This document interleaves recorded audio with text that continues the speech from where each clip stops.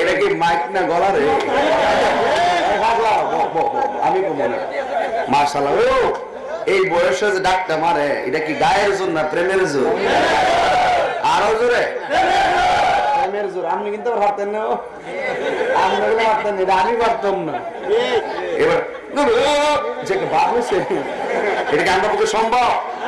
তাহলে এই কণ্ঠ দেওয়ার মালিককে? গোলাপ ফুলে যাহা আছে বেলি ফুলে, এই দুইটা ফুলের পার্থক্য করছে কে?